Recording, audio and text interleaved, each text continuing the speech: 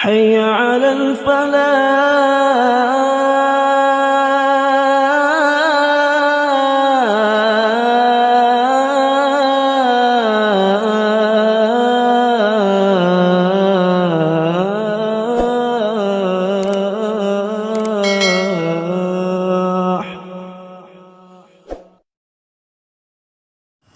Assalamualaikum warahmatullahi wabarakatuh. Alhamdulillahi wa kafa wassalatu wassalamu ala nabiyil mustafa wa ala alihi wa sahbihi wa man wafa ma ba'd. Rabbi syrah li sadri wa yassir li amri wahlul 'uqdatam min lisani yafqahu qawli. Asyhadu an la ilaha illallah wa asyhadu anna Muhammadan 'abduhu wa rasuluh. Amma ba'd. Bapak Ibu yang dirahmati Allah Subhanahu wa taala, hadirin wa hadirat, para jamaah yang dirahmati Allah Subhanahu wa taala. Alhamdulillah, pada kesempatan pagi hari ini kita masih diberikan serta diperkenankan oleh Allah Subhanahu wa taala untuk menikmati hidangannya, dan juga kita diberikan kesempatan untuk menuntut ilmu. Semoga mendapatkan keberkahan dan juga mendapatkan kemudahan seluruh urusan kita. Salawat dan salam semoga tetap tercurahkan kepada baginda Rasul sallallahu alaihi wasallam serta keluarga, sahabat, dan semoga kita tetap istiqomah di jalan sunnah-sunnahnya. Bapak Ibu yang dirahmati Allah Subhanahu wa taala, insyaallah pada kesempatan kali ini kita akan mencoba mentadabburi ayat-ayat Allah Subhanahu wa taala yang berkenaan dengan sesuatu kepastian untuk kita, kepastian akan kejadiannya, namun tidak pernah kita ketahui kapan itu akan terjadi pada diri kita. Tetapi kita yakin bahwa kehidupan ini tidaklah abadi, tidaklah selama-lamanya, dan kita suatu saat nanti akan berpindah alam, sebagaimana kita sudah berpindah dari alam rahim, bahkan dimulai dari alam ruh, kemudian ke alam rahim, dan saat ini kita sudah berada di alam dunia. Maka alam dunia ini adalah salah satu fase dari fase-fase yang harus kita lalui, yang nantinya berujung pada akhirat, yaitu yang abadi. Jadi perjalanan kita masih begitu sangat jauh. Ketika kita perjalanan yang begitu jauh, namun kita tidak tahu kapan kita mulai berangkatnya, maka seharusnya kita mempersiapkan diri. Dan kapanpun ketika sang nahkoda atau sang pemilik kita, Allah Subhanahu wa ta'ala, memanggil, maka tidak akan ada yang pernah bisa mengelakkan, tidak akan ada yang pernah bisa untuk menolak. Kapanpun, siap atau tidak, maka kita pasti akan berangkat. Maka marilah kita cerdaskan diri kita dengan mempersiapkan segalanya, agar dalam perjalanan kita cukup bekal, sampai tujuan kita pun juga selamat, hingga kita menikmati kehidupan yang abadi, yaitu di surganya Allah Subhanahu wa ta'ala. Pada kesempatan kali ini kita akan membatasi pada persiapan saja. Kita tidak masuk ke dalam fase-fase yang begitu mendalam berkenaan dengan kematian atau berkenaan dengan akhirat terutama.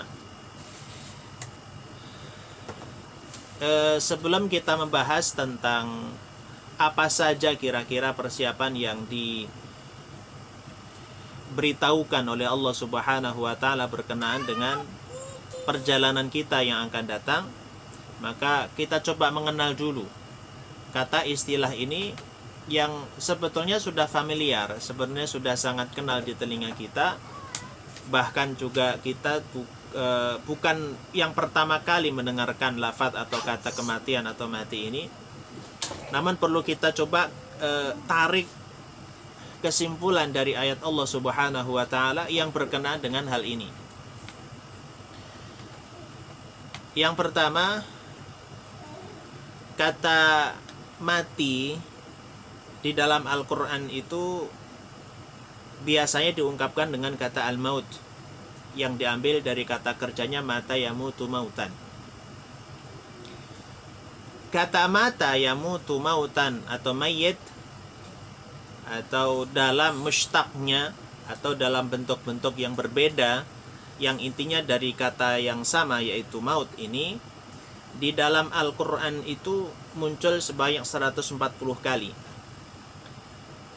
yang nanti akan ada kesamaan jumlah berkenaan dengan al-hayat dan juga mushtaq-mushtaqnya. Tentunya ini bukan kebetulan. Ketika ada sesuatu kata yang terulang sekian kali, itu untuk menunjukkan pentingnya esensi dari sesuatu itu. Demikian juga nanti kita ketemukan banyak nama pada suatu benda untuk menunjukkan kemuliaan dan pentingnya akan benda itu. Maka di dalam Al-Quran Allah mengulang kata-kata ini agar kita itu selalu sadar bahwa suatu saat nanti kita pasti akan mengalami fase ini dan kita pasti akan mengalami proses bagaimana perpisahan kita dengan dunia ini. Maka kata maut itu kalau kita lihat di dalam Al-Quran untuk merujuk kepada sebuah kematian atau sebuah perpisahan antara jasad dan ruh kita atau jiwa kita. Setidaknya dalam Al-Quran itu ada 3 redaksi. Yang pertama seperti yang kita sering ucapkan dan sering kita tahu, kata kematian biasanya Allah menggunakan al-maut. Tetapi selain kata al-maut, terkadang juga Allah Subhanahu wa ta'ala menggunakan kata al-wafat. Artinya juga nanti mati. Walaupun wafa itu diambil dari kata wafa, yang artinya memenuhi atau menyempurnakan. Misalkan ya ayyuhalladzina amanu aufu bil uqud. Kemudian yang ketiga, Allah juga terkadang menggunakan yakin, hatta ya'tiyakal yaqin. Artinya keyakinan. Kita bisa simpulkan dari 3 redaksi ini nantinya bahwa sebetulnya hakikat kematian itu sesuatu yang sudah Allah tetapkan, sesuatu yang sudah Allah sempurnakan sesuai dengan tempat, waktu, keadaan yang sesuai dengan yang sudah Allah takdirkan untuk kita. Dan kematian itu merupakan keyakinan setiap individu manusia. Dan yang menarik nanti Allah Subhanahu wa ta'ala ketika membicarakan masalah kematian, baik menggunakan kata al-maut, baik menggunakan al-wafat, baik juga menggunakan al-yaqin, itu selalu menjadi ismul fa'il. Ismul fa'il itu dalam bahasa kita pelaku atau subjek. Jadi kalau dalam susunan kalimat biasanya kan ada predikat, subjek dan objek. Predikat itu berarti sang pelaku, subjek itu berarti sang pelaku. Dan kematian itu selalu menjadi fa'ilnya gitu. Idza hadara ahadakumul mautu. Al-mautu itu menjadi fa'il. Artinya menjadi subjeknya, pelaku. Artinya apa gini? Coba nanti dicek, setiap ayat yang sekian banyak kali itu selalu menjadi subjek atau selalu menjadi fa'il. Artinya bahwa kematian itu yang mendatangi kita, kematian yang akan mencari kita. Walau fi burujim musyayyadah, walaupun kita nanti akan bersembunyi di balik benteng yang paling kokoh sekalipun, al-maut itu akan menemukan kita. Artinya bahwa di dalam Al-Quran itu Allah sudah kasih simbol bahwa kematian itu sebetulnya bukan sesuatu yang abstrak atau sesuatu yang belum pasti. Pasti akan terjadi dan bahkan menjadi subjek atau fa'il. Kematian yang akan datang, bukan kita yang mencari kematian. Kalaupun orang mencari kematian, tetapi kematian itu belum saatnya tiba, ya tidak bisa didapat. Maka sekian banyak orang yang sudah mencoba bunuh diri baik minum racun, baik terjun dari gedung yang tinggi, menabrakkan diri, dan seterusnya. Kalau memang kematian itu belum saatnya, belum tiba, maka juga hanya patah tulang, sakit punggung, dan seterusnya. Itu artinya memang kematian belum datang kepadanya. Tidak perlu kita cari, karena dia yang akan mencari. Tapi ada hal yang menarik di sini. Di surat Al-An'am misalnya, di ayat 60 hingga 61, untuk mengungkapkan kata mati, Allah menggunakan kata wafat. Tapi yang menarik kata wafat itu, Allah gunakan ayat 60 di surat Al-An'am itu adalah untuk merujuk kepada orang yang sedang tidur. Sedangkan ayat 61-nya Allah gunakan itu untuk menunjukkan kematian. Tapi redaksinya sama. Coba kita lihat. Di ayat 60-nya Allah katakan wa huwallazi yatawaffakum. Dan dialah Allah Subhanahu wa taala yang yatawaffakum, yang mewafatkan kalian. Tapi yatawaffakum di sini kenapa diterjemahkan tidur? Karena redaksi berikutnya. Inilah kita tidak bisa menggunakan redaksi bahasa Arab secara literal. Harus secara maknawi atau tafsiri. Jadi wa huwallazi yatawaffakum bil-laili wa ya'lamu ma jarahtum bin-nahar.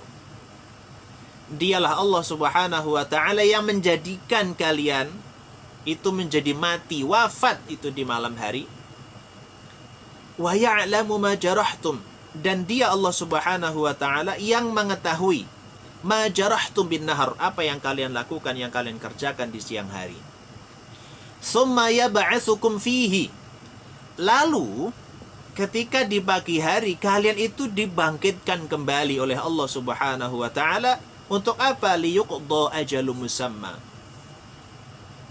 Untuk menyempurnakan atau untuk sampai menunggu waktu ajalmu itu tiba. Sebetulnya gini. Kenapa Allah menggunakan yatawaffakum saat tidur? Karena Allah sama-sama memegang roh orang yang meninggal. Coba kita lihat nanti. Di ayat berikutnya Allah katakan nanti. Tsumma ilaihi marji'ukum tsumma yunabbi'ukum bima kuntum ta'malun. Kemudian kepada Allah lah kita kembali. Nah, ayat 61-nya Allah katakan, wa huwal qahiru fawqa ibadih. Dan dialah Allah Subhanahu wa taala yang mempunyai kekuasaan tertinggi di atas hamba-hambanya. Wa yursilu 'alaikum hafazatan, dan Allah mengirim atas kalian hafazah. Hafazah artinya malaikat penjaga. Jadi setiap kita itu ada malaikat yang tugasnya adalah menjaga kita.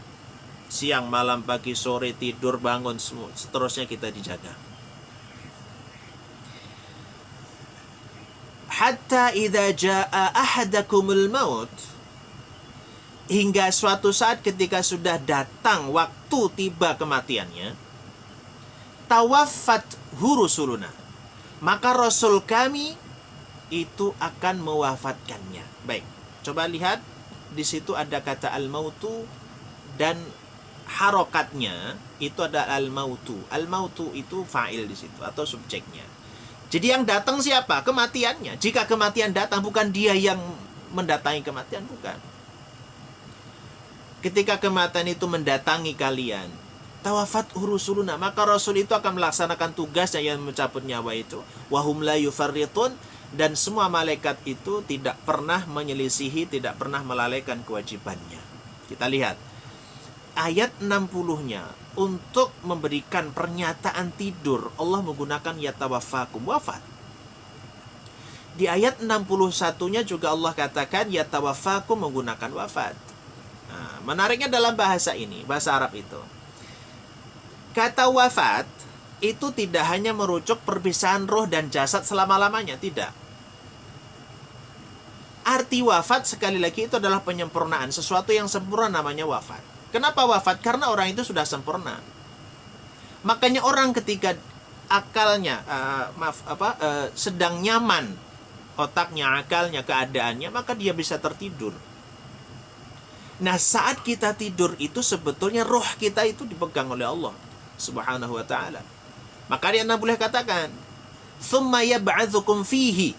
Tapi kalau setelah dipegang, kemudian ajalnya belum tiba, belum saatnya, Allah kembalikan lagi rohnya di pagi hari. Maka saat kita dikembalikan roh kita di pagi hari, saat bangun itu, maka kita disunahkan berdoa, Alhamdulillahilladzi ahyana ba'dama amatana. Alhamdulillah ya Allah, Engkau telah membangunkanku dari kematianku. Sebenarnya tidur itu mati gitu. Maka persiapkan ketika menjelang tidur itu, persiapkan mati, karena kita latihan mati di situ. Hanya bedanya kita masih bernafas. Tapi yang kedua, kata wafat ini memang sudah sempurna. Ajal kita sudah tiba. Maka dari kata wafat yatawaffakum ini, tidak mungkin, tidak akan pernah manusia meninggal kecuali sudah waktunya. Dan yang kedua, sudah disempurnakan rezekinya. Ini makna bahwa tidur itu sebetulnya sama dengan mati dalam redaksi yatawaffakum. Lalu kita coba mengenali terlebih dahulu, lebih mendalam, sebenarnya hakikat kematian itu seperti apa. Hakikat kematian itu sebetulnya prosesi perpisahan atau perpindahan alam seseorang, atau juga masuknya pintu gerbang menuju ke akhirat. Maka nanti alam setelah alam dunia dinamakan dengan alam barzakh.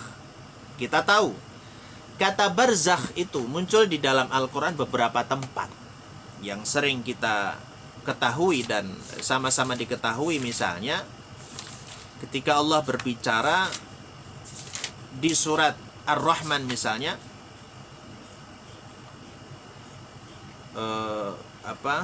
marajal bahraini yaltaqiyan bainahuma barzakhul la yabghiyan. Di situ Allah menggunakan kata barzakhul la yabghiyan. Kata barzakh adalah sebuah pembatas, namanya barzakh. Jadi kenapa alam kubur itu dinamakan alam barzakh? Karena pembatas antara dunia dan akhirat. Namanya pembatas itu bukan sesuatu yang lama seharusnya. Iya, makanya nanti akan menyadari bahwa kita ini sebetulnya sangat singkat dibanding dengan nanti kehidupan kita di akhirat.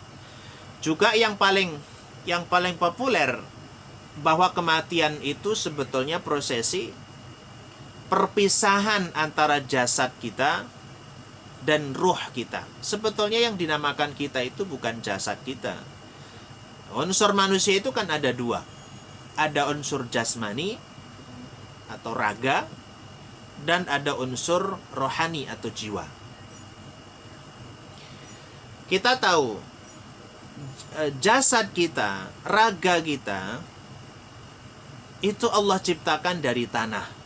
Maka kata Allah, aku ciptakan manusia dari tanah, makanannya dari tanah, dan nanti akan dikembalikan ke tanah dan akan dibangkitkan juga dari tanah. Tapi rohani kita atau jiwa kita itu berasal dari langit. Itu artinya nanti pasti akan kembali ke langit.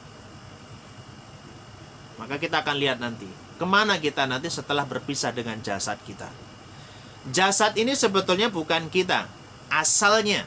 Kenapa? Karena itu pinjaman Allah agar nanti kita bisa terlihat oleh manusia yang lain.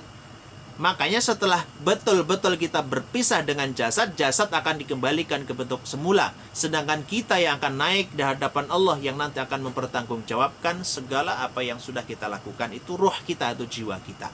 Nah, tetapi di sini permasalahan kita selalu kita memperhatikan kesehatan, kondisi fisik kita, tetapi kita melupakan rohani kita, dan justru padahal itu jati diri kita adalah di jiwa itu. Dan perjalanan kita sadar ataupun tidak, perjalanan kita ya seperti ini. Yang pertama dulunya adalah kita tidak ada, artinya mati, yaitu di alam roh sana. Kemudian setelah itu Allah hidupkan, yaitu di alam dunia ini, dimulai dari alam rahim. Kemudian nanti akan dimatikan kembali, yaitu nanti masuk ke alam barzakh. Dan nanti akan dihidupkan kembali kali yang kedua untuk kehidupan yang abadi di akhirat. Dan ini Allah sudah katakan di surat Al-Baqarah ayat yang ke-28. Kaifa takfuruna billahi wa kuntum amwatan fa ahyakum. Bagaimana kalian itu bisa kafir kepada Allah Subhanahu wa taala padahal kuntum amwatan. Dulunya kamu itu mati, nggak ada di alam roh sana. Kamu itu belum ada fisikmu gitu. Fa maka ahyakum. Kemudian aku kata Allah, kemudian lalu Allah Subhanahu wa taala menghidupkan kalian. Summa lalu. Nah, di sini pakai summa. Ini tolong sedikit dipahami lewat redaksi bahasa Arab ya. Sedikit saya bahas. Coba diperhatikan antara amwatan pertama dan ahyaan yang pertama. Itu pakai fa. Bisa melihat semua ya? Bisa mendengar suara saya? Jelas? Ustaz Fadil? Ini kalau suaranya nggak jelas tolong kasih tahu. Suaranya putus-putus tadi. Ah, putus-putus. Putus, ya. Sekarang masih putus-putus? Enggak, kalau enggak. Tadi putus-putus. Oke, kalau putus-putus tolong kasih tahu. Iya, iya. Baik, pada. Tayyib. Kaifa takfuruna billahi wa kuntum amwatan fa ahyaakum. Coba kita lihat kata sambungnya, huruf sambungnya Allah menggunakan pakai fa. Gini. Kalau fa itu ada jeda waktu tapi jedanya tidak terlalu panjang. Berurutan sebab akibat. Sebab saya membaca maka paham, antara membaca dan paham ya nggak lama. Ini sama. Dulunya kamu mati kemudian langsung Allah hidupkan. Jadi kematian itu dalam roh kemudian hidupnya di alam dunia. Summa dalam dunia dari alam dunia ke kematian yang kedua ini pakai summa artinya waktunya lebih panjang. Karena umur manusia ya di 50, 60, 70, 80 hingga 100 misalnya pakai summa. Summa yumitukum kemudian kami wafatkan kalian, yaitu nanti setelah alam dunia. Inilah yang nanti akan titik pembahasan kita. Lalu setelah itu Allah pakai summa lagi. Berarti di alam barzakh itu, di alam kubur itu bisa jadi lebih lama daripada hidupnya di dunia. Tergantung. Kalau misalnya meninggal kemudian kiamatnya 100 tahun kemudian dan dia hidupnya di dunia 50 tahun, berarti separuhnya. Maka pakai summa. Summa yuhyikum. Kemudian kalian dihidupkan oleh Allah Subhanahu wa taala, summa ilaihi turja'un, dan hanya kepadanya kalian akan dikembalikan. Inilah dasar bahwa kita ini sebetulnya melakukan perjalanan yang super sangat jauh. Dan kita baru di fase yang ketiga. Kita akan bahas fase yang ketiga. Ya. Kemudian ketika kita sudah mengetahui sedikit perjalanan kita yang begitu sangat jauh, sudah perjalanan jauh, pasti perginya, namun satu masalahnya, kita tidak pernah tahu kapan kita pergi. Itu bedanya. Kalau kita ingin melakukan perjalanan jauh, misalkan umroh haji atau pergi ke Paris atau kemana, kita tahu jauhnya perjalanan itu, maka kita akan melakukan persiapan demi persiapan. Dan persiapan bisa kita melalui tahapan-tahapan tertentu karena kita mengetahui kapan kita mau pergi. Ini masalah besarnya adalah, sekali lagi, kita tidak pernah tahu kapan kita perginya. Kalau orang cerdas dan sudah dikasih tahu oleh Allah bahwa kalian pasti pergi dan itu waktunya pasti akan datang, seharusnya kita selalu siap siaga setiap saat. Karena ketika nanti Allah memanggil, tidak akan ada yang bisa membantah, menolak, apalagi nanti minta dikembalikan kembali ke dunia. Setidaknya persiapan kita sejak saat ini, umur berapapun kita, aktivitas apapun kesibukan kita harian ini, maka 3 hal ini tidak boleh terlewatkan. Karena sesungguhnya bekal hidup kita itu adalah amal soleh kita. keimanan kita. Dan kita harus bertanggung jawab apa yang sudah kita lakukan berupa kemaksiatan dan larangan yang kita langgar itu. Maka 3 hal yang saya sebutkan di sini semoga mewakili nanti yang lainnya. Sebetulnya sangat banyak sekali kalau diuraikan. Yang pertama, bekal kita, persiapan kita, pertama adalah iman dan amal soleh. Kalau kita rinci kembali sebetulnya, iman itu urusan hati. Adapun amal soleh itu adalah urusan jawarih atau urusan amal. Maaf, ini ribet. Suaranya putus-putus lagi. Oke. Bentar. Masih putus-putus? Halo? Lanjut aja, lanjut. Udah? Masih putus-putus? Iya, iya. Baik. Udah? Atau masih? Iya, sudah. Oke. Kita kembali. Persiapan kita itu tidak hanya lahiriah, tapi juga batiniyah. Tidak hanya urusan keimanan, tetapi juga harus amal solehnya. Urusan iman itu urusan yang tidak terlihat secara langsung, hanya dampaknya nanti yang terlihat. Karena keimanan itu letaknya di hati. Dan itu iman tidak akan pernah bertambah, tidak akan pernah dia itu lebih kuat kecuali dengan adanya ilmu. Dan ilmu dan iman itu tidak dianggap oleh Allah Subhanahu wa taala sampai ada prakteknya, yaitu berupa amal soleh. Jadi 3 hal ini tidak bisa dipisahkan. 3 hal ini akan menjadi satu kesatuan yang tidak boleh terpisahkan. Yang pertama adalah iman, yang kedua adalah ilmu, yang ketiga adalah amal. Dan ini tidak bisa terpisahkan satu di antara yang lainnya. Ketika kita melihat di surat Al-Asr misalnya, Allah katakan wal 'asr innal insana lafi khusr illa alladhina amanu wa 'amilus solihati wa tawasaw bil haqqi wa tawasaw bis sabr. Allah katakan orang itu akan mengalami kerugian secara umum karena Allah menggunakan innal insana lafi khusrin, artinya manusia itu pasti gitu akan mengalami kerugian. Kerugian apa? Ya apa saja, karena Allah tidak mengkhususkan kerugian jenisnya apa. Allah tidak menggunakan al-khusri, tapi khusrin, artinya umum. Kecuali di situ yang pertama alladzina amanu, kecuali mereka orang yang beriman. Itu akan terhindar dari kerugian. Wa amilus solihat, dan yang kedua adalah orang yang beramal soleh walaupun tidak terlalu banyak. Di situ jam'ul qillah namanya.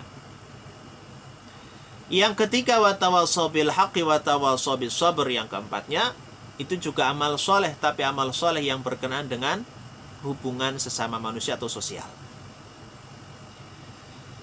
Jadi untuk menghindarkan diri kita agar tidak menjadi orang yang rugi dunia dan akhirat, kita harus membekali diri dengan 2 hal itu. Optimalkan keimanan, optimalkan amal solehnya. Kenapa demikian? Nanti ketika kita tidak ada amal soleh, tidak ada keimanan, maka yang terjadi hanyalah penyesalan. Dan penyesalan itu akan dirasakan oleh semua orang.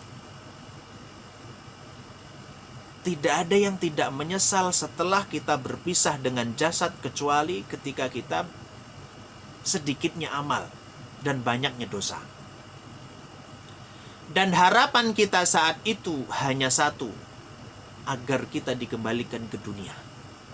Allah rekam di surat Al-Mu'minun ayat 99 dan sampai 100. Secara konteksnya memang ayat ini membicarakan orang kafir, orang yang munafik, orang yang banyak dosanya. Tapi renungan bagi kita, karena tidak ada orang yang tidak menyesal, kata Allah, baik penyesalan itu karena sedikitnya amal, ataupun penyesalan itu karena masih melakukan dosa. Dan itu tidak bisa kita pungkiri gitu. Ketika Allah berbicara soal orang beriman yang menyesal, misalkan yaqulu ya laitani qaddamtu li hayati fayawma idzil la yu'adzibu 'adzabahu ahad, dan seterusnya, itu membicarakan orang mukmin, bukan orang kafir. Orang mukmin akan berkata, yaqulu ya laitani qaddamtu li hayati. Alangkah menyesalnya saya. Alangkah celakanya saya. Kenapa dulu saya meninggalkan amal soleh yang banyak? Kenapa saya masih melakukan hal-hal yang dilarang? Itu makna ayat yaqulu ya laitani qaddamtu li hayati di surat Al-Fajr ayat yang ke-24 itu. Artinya kita menyesal gitu. Tetapi penyesalan yang jauh lebih berat, yang lebih besar adalah mereka yang terlalu banyak dosa, terutama apalagi orang yang masih kafir. Allah rekam hatta idza jaa ahadahumul mautu. Ini lagi-lagi kata al-maut itu selalu menjadi subjek atau fa'il pelaku. Hingga ketika kematian datang kepada salah satu di antara mereka. Bahkan penyesalan itu tidak harus nunggu nanti di akhirat. Penyesalan itu tidak harus menunggu nanti ketika sudah masuk ke liang lahat atau masuk di dalam kubur. Baru meninggal dunia dia sudah menyesal gitu. Keadaan orang kafir hingga ketika nanti datang kematian kepada mereka, apa yang mereka katakan? Qala rabbirji'un. Ya Rabb, irji'uni aslinya. Kembalikan aku di dunia. Lalu dia berjanji, la'alli a'malu salihan fima taraktu. Aku berjanji ya Allah, kembalikan aku agar aku a'malu salihan. Aku akan beramal-amal yang soleh, semua amal soleh. Lihat, perbedaan di ayat tadi. Di surat Al-Asr, Allah menggunakan as-solihat. Itu artinya orang yang melakukan amalan-amalan soleh yang tidak terlalu banyak. Jamak, tetapi jamul qillah namanya. Tapi lihat di sini, Allah menggunakan a'malu solihan. Artinya adalah dia berjanji akan melakukan amal soleh apapun itu tanpa terbatas, kata dia. Dan penyesalan ini nanti akan kita rasakan. Ini kata Al-Quran. Bukan kabar fiksi, bukan kabar bohong. Kalau kita tidak percaya dengan ayat ini, itu artinya kita mendustakan ayat. Kalau kita meragukan kabar ini, artinya kita kurang keimanan kita kepada Al-Quran. La'alli a'malu salihan fima taraktu. Dia berjanji, ya Allah kembalikan aku, saya berjanji akan beramal semua amal soleh yang dulu aku tinggalkan. Fima taraktu.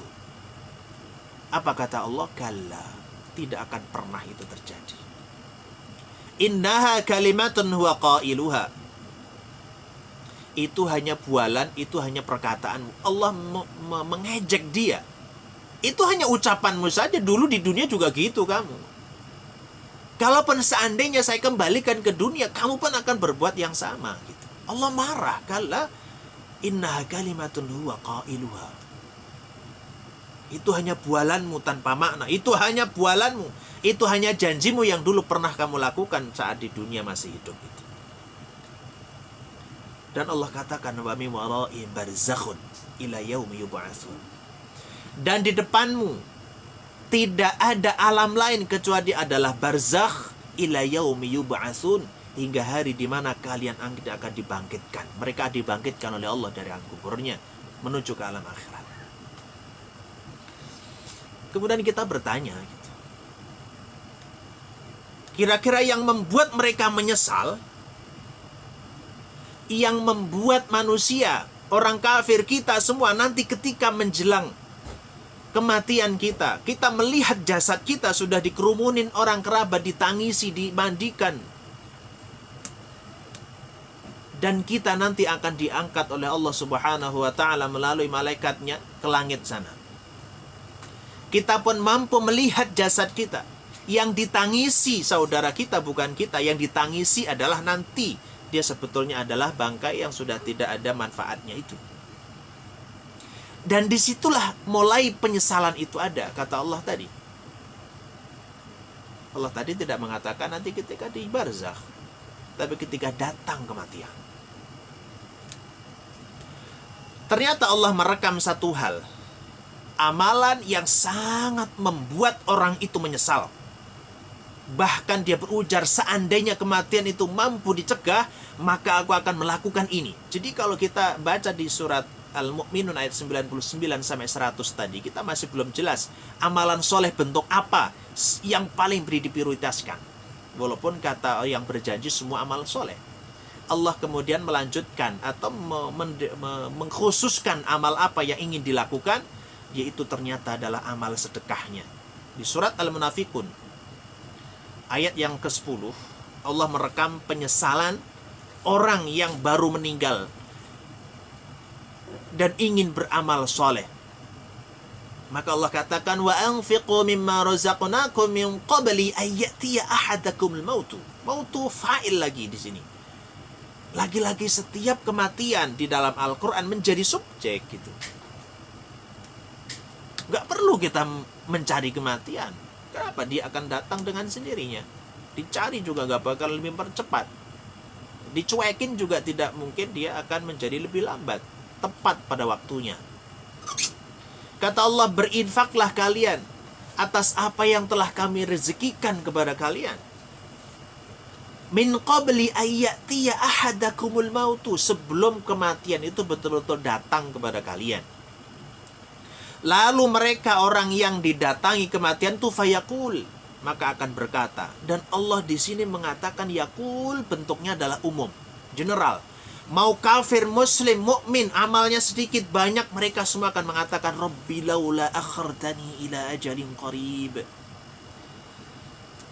Ya Allah, kenapa engkau tidak tangguhkan kematianku itu pada waktu walaupun sebentar, qarib, walaupun sedikit gitu.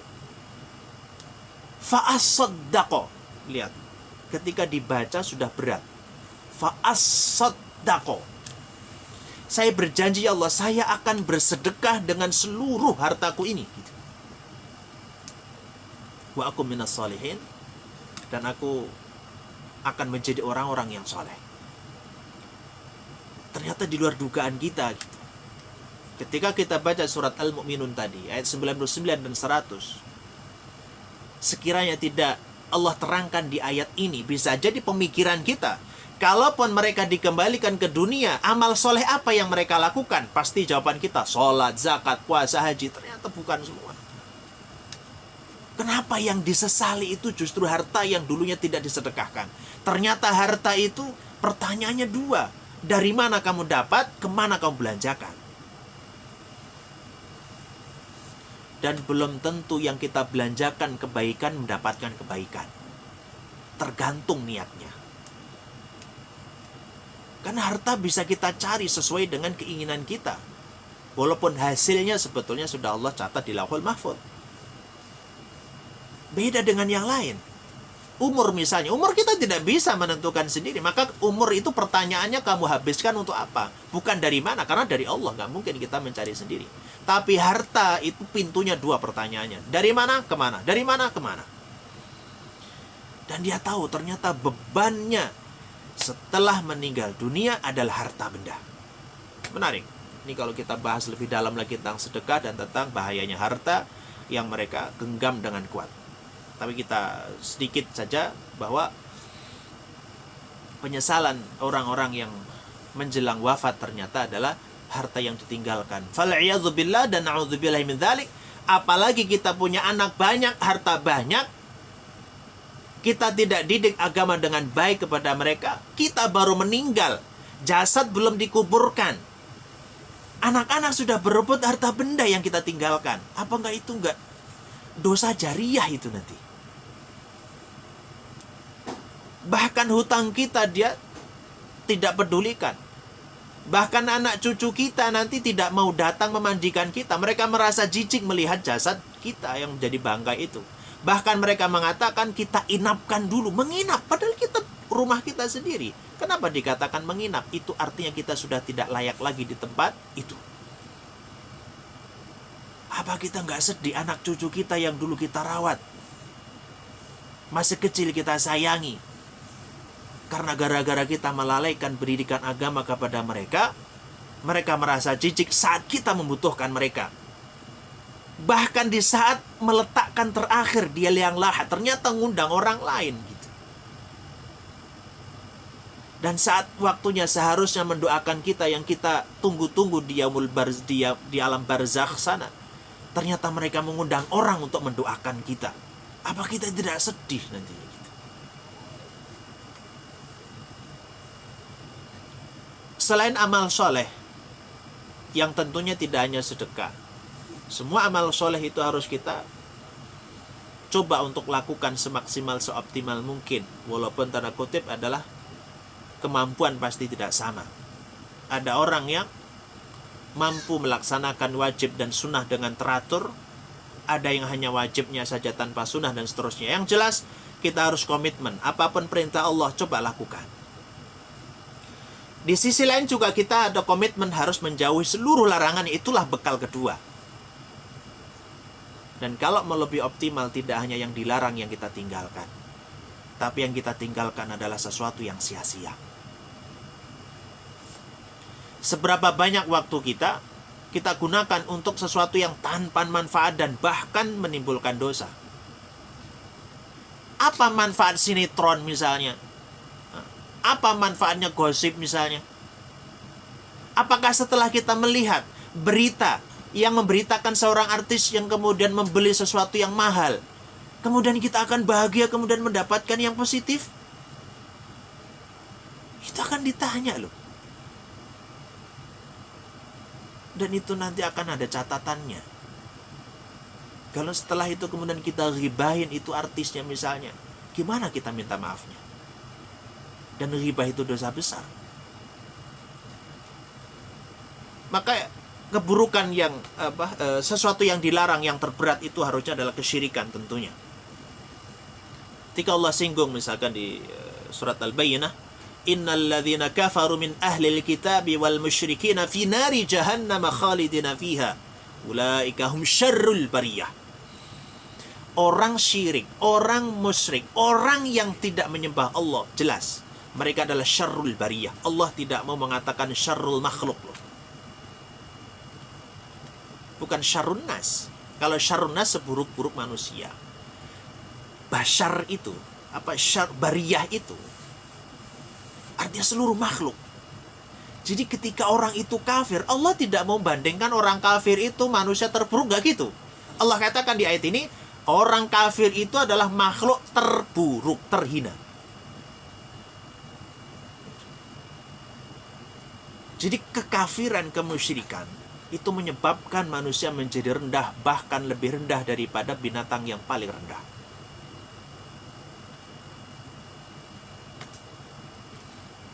Dan juga orang yang mendustakan, menistakan, dan bahkan merasa tidak butuh Al-Quran sebagai panduan utamanya, ini juga termasuk perbuatan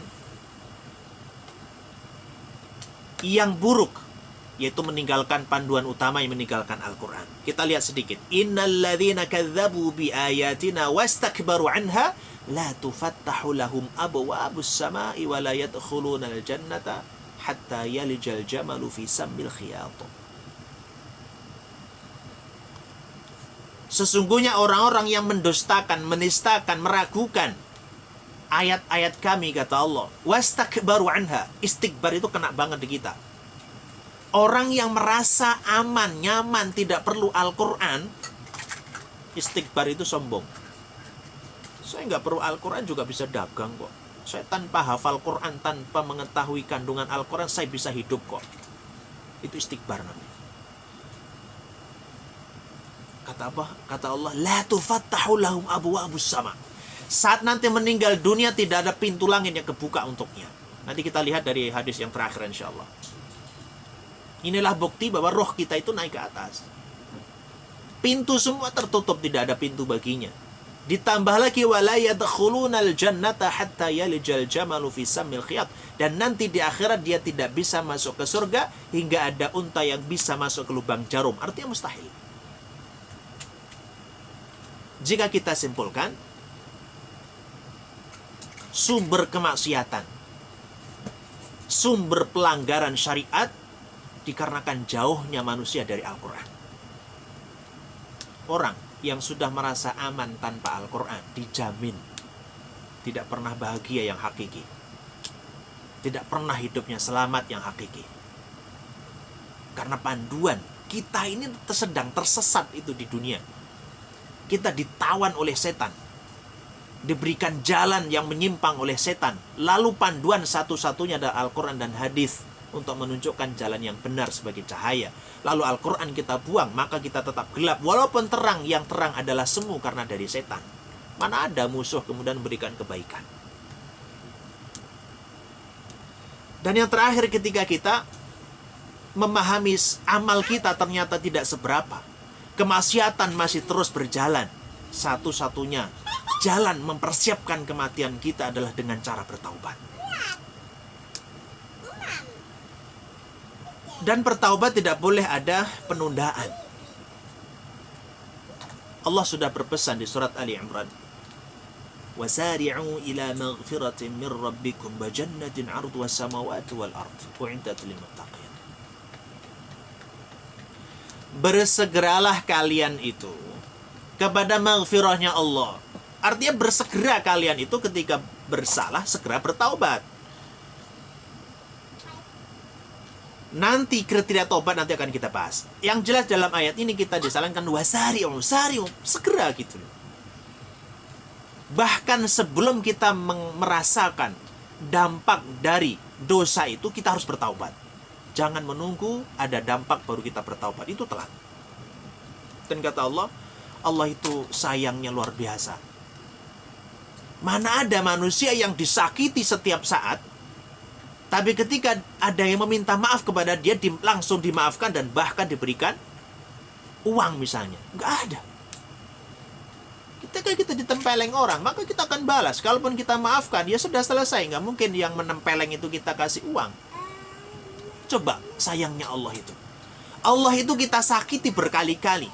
Allah kita syirikan tanpa sadar misalnya. Tapi ketika kita berbuat salah yang demikian hebat itu, kemudian kita istighfar, bertaubat, Allah ampunin, bahkan diberikan pahala.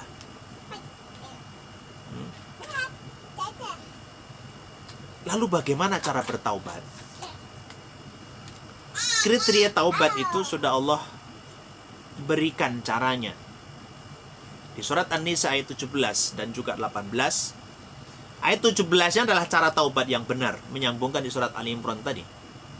Innama taubatu 'ala Allahi lilladzina ya'maluna su'a bijahalatin tsumma yatubuna min qarib.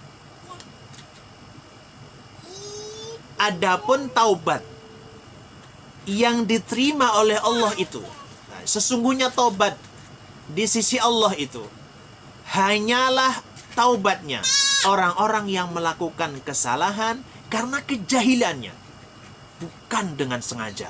Itu yang pertamanya udah salah kita. Udah tahu ini riba, diambil juga. Ini tahu dosa, dia tetap dilakukan. Tahu ini salah, tetap dilakukan. Itu kesalahan itu. Kata Allah, taubat di sisi Allah itu adalah taubat orang yang melakukan kesalahan karena jahalah. Tsumma yatubuna min qarib. Kemudian dia bersegera untuk bertaubat setelah dia melakukan kesalahan itu. Segera. Maka kata Allah, faulaika yatubullahu alaihim, maka Allah akan mengampuni dosa-dosa mereka. Wa kana Allah aliman hakima. Coba lihat, bagaimana kalau kita sudah tahu dosa kita banyak, dengan kesadaran penuh kita melakukan dosa itu, lalu tidak kunjung taubat. Allah singgung itu di ayat 18-nya. Walaisatit taubat, dan tidaklah diakui taubat bagi Allah lilladzina ya'maluna sayyi'at, bagi mereka orang-orang yang melakukan sayyi'at, itu artinya dosa-dosa yang banyak. Hatta idza hadara ahadahumul mautu, hingga datang kematian kepada mereka. Qala inni tubtul an, ketika menjelang wafat baru mereka mengatakan saya taubat. Kata Allah, walalladzina yamutuna hum kuffar. Maka Allah tidak terima taubat orang yang nyawanya sudah di tenggorokan itu dan mereka mati dalam keadaan kafir. Faliyadzubillah. Kata Allah, ulaika a'tadna lahum 'adzaban alima. Dan bagi orang-orang seperti itu, Allah persiapkan, disediakan siksa yang sangat pedih. Jadi taubat tidak boleh ditunda. Tidak boleh mengatakan saya masih muda. Siapa yang menjamin sampai tua umurnya?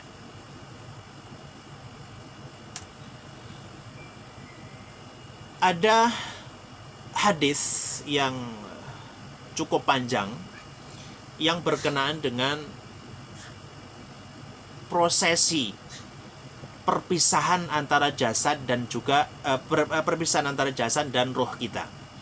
Ini ada cukup lumayan sangat panjang sekali. Saya mencoba meringkas ini ya. Hadis ini menggambarkan nanti kita pasti akan mengalami ini, pasti akan melihat, pasti akan merasakan apa yang kita rasakan beberapa detik sebelum betul-betul berpisah dengan jasad kita. Apa yang kita lihat, apa yang kita rasakan setelah kita berpisah, kita dibawa kemana, apa yang akan terjadi, apa yang kita rasakan sampai nanti kita betul-betul di alam barzakh, antara dibukakan pintu surga, fala'idzubillah, atau dibukakan pintu neraka.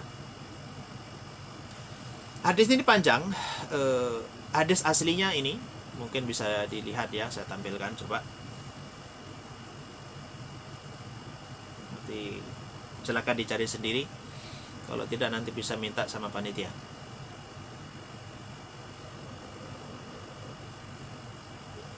Bisa dibuka ya. Nah ini. Ini hadisnya panjang sekali. Yang segini. Ini satu hadis ini. Hadis riwayat Imam Ahmad bin Hanbal. Baik, coba saya ringkaskan gini. Rasul sallallahu alaihi wasallam dalam hadis itu menggambarkan proses perpisahan atau mulai dari sesaat sebelum berpisah sampai setelah berpisah dan kemana kita, dibagi jadi dua. Kalau itu orang beriman, maka nanti yang datang itu malaikat yang bercahaya, yang bersinar, tersenyum dan penuh dengan keramahan. Dan saat mencabut nyawanya pun dengan sangat sopan dan halus. Itulah yang Allah abadikan dari surat An-Nazi'at, wan nasyitati nashta. Itu malaikat yang mencabut nyawa dengan sangat halus, kata Imam Ibnu Katsir, seperti menuangkan air dari teko ke gelas. Sangat halus. Tapi sehalus-halusnya tetap sakit, kata Rasulullah SAW. Sakitnya orang sakratul maut adalah sakit yang tidak pernah terbayangkan oleh manusia. Kemudian setelah itu nanti kalau orang mukmin dibungkus dengan kain kafan dan juga hanut. Hanut itu sejenis wangian yang wanginya bisa dicium oleh seluruh dunia kecuali manusia yang masih hidup tidak bisa menciumnya. Sangat wangi. Kemudian dibawa dengan sangat gembira dan disebut-sebut namanya dengan penyebutan yang sangat baik. Dan ketika diangkat oleh malaikat maut ke langit, ketemu dengan malaikat penjaga langit dan dikatakan, liman hadzal ruh, milik siapa roh ini? Maka malaikat yang bawa mengatakannya adalah roh fulan bin fulan. Dan ternyata malaikat itu mengenalnya. Dari mana dia mengenal? Salah satunya adalah zakarahumullahu fi man indah, adalah orang yang ketika menuntut ilmu syariah, ilmu agama, apalagi belajar Al-Quran, Allah akan menyebut nama-nama dia setiap dia kali belajar. Bayangkan kalau orang belajar Quran setiap hari Allah sebut nama itu. Malaikat itu akan penasaran dengan nama itu. Kemudian pintu-pintu langit pun terbuka dan pengen dilewati oleh roh itu. Kemudian setelah sampai di hadapan Allah, maka Allah memerintahkan, uktubu asma abdi, tulislah hambaku ini di Illiyin. Itulah di surat Al-Mutaffifin. Illiyin adalah nama-nama registrasi orang-orang baik. Setelah itu Allah kembalikan lagi roh itu di jasadnya ketika saat itu seperti mimpi. Antara benar dan tidak, ternyata dia ketika bangun sudah di alam barzakh. Kemudian ketika bangun, Maka datanglah malaikat Munkar dan Nakir dan dia mampu seluruh pertanyaan itu dijawab dengan baik. Setelah itu ditambah dengan amalan-amalan yang solehnya, kemudian diperlihatkan serta diizinkan merasakan nikmatnya surga. Maka dia berdoa, Allahumma ajilil qiyamah. Ya Allah, segerakan kiamat. Kenapa dia berdoa seperti itu? Karena Allah mengatakan, kamu tidak bisa masuk ke surga itu sampai kiamat tiba. Dia sudah gak sabaran, pengen masuk gitu. Apalagi sudah tertulis nama dia di pintu gerbangnya. Tapi yang kedua, Rasul kemudian mengatakan, bagaimana dengan orang kafir? Orang kafir nanti akan didatangi tetap malaikat. Tetapi malaikat itu dengan suram, masam, dan penuh dengan amarah. Mencabut dengan sangat keras dan kasar, dan bahkan dicabut dengan paksa. Ditarik dengan paksa. Itulah malaikat yang Allah abadikan dengan wan-nazi'ati gharqa, an-naza'. Setelah dibungkus dengan kafan yang sangat kasar, kain goni dan sejenisnya itu, dengan minyak yang sangat busuk, kemudian dibawa ke langit. Ternyata tidak ada satupun pintu langit yang terbuka. Itulah tadi yang kita baca di surat Al-A'raf ayat 40. La tufattahu lahum abwaabus sama. Bagi orang kafir tidak ada pintu yang kebuka. Tidak mau dilewati oleh roh ini. Maka malaikat maut mengatakan, saya yang meminta. Maka dia diizinkan karena malaikat maut itu. Kemudian Allah merintahkan agar hamba ini dicatat di Sijin. Itulah di surat Al-Mutaffifin, Kitab Marqum. Sijin adalah sebuah penjara di bawah tanah atau tanah yang paling dalam, dan disebutkan Sijin itu adalah seolah registrasi orang-orang kafir, calon penghuni neraka. Setelah itu disatukan lagi dengan jasadnya, dan datanglah malaikat Munkar dan Nakir, dan tidak satu pun yang terjawab dari seluruh pertanyaannya. Ditemani dengan amalan buruknya, dan diperlihatkan serta diizinkan merasakan siksa neraka selama di situ. Dan dia dikatakan, kamu tidak akan merasakan yang sesungguhnya sebelum kiamat tiba. Maka dia berdoa, Allahumma ajil kiamat. Ya Allah, jangan datangkan kiamat. Kenapa dia takut? Karena nanti besok ke neraka. Yang terakhir, bahan renungan kita. Kesalahan terbesar kita sebagai manusia itu, kita ini sebenarnya semuanya takut mati. Kenapa takut mati? Karena masih merasa terlalu banyak dosa kita, dan terlalu sedikitnya amal bekal kita, amal soleh kita. Namun kita ini setiap saat kita tambah dosa kita, dan kita tidak tambah amal solehnya. Berbeda dengan sahabat radhiyallahu anhu, mereka itu pengen segera mati. Kenapa? Karena merasa siap berhadapan dengan Allah, sudah siap untuk mempertanggungjawabkan seluruh amalan kita. Jadi semoga kita bisa mempersiapkan amalan-amalan soleh, terutama di bulan Ramadan ini. Maksimalkan, optimalkan waktu yang terbatas ini. Kita tidak tahu apakah Allah berikan izin kita di dunia ini sehari lagi, 2 hari lagi, 3 hari lagi, dan seterusnya. Wallahu a'lam bishawab. Dengan kita tidak mengetahui kapan tiba ajal itu memberikan dampak yang positif kepada kita. Karena kita bisa mempersiapkan dengan optimal tanpa bersedih karena kita mengetahui kapan ajal kita. Wallahu a'lam bishawab. Semoga kita diselamatkan oleh Allah Subhanahu wa taala dari azab kubur dan juga azab neraka, dan semoga kita digolongkan sebagai hamba Allah yang salihin, yang syakirin, dan menjadi husnul khatimah. Amin ya rabbal alamin. Hadanallahu wa iyyakum. Assalamualaikum warahmatullahi wabarakatuh. Alhamdulillahi rabbil alamin.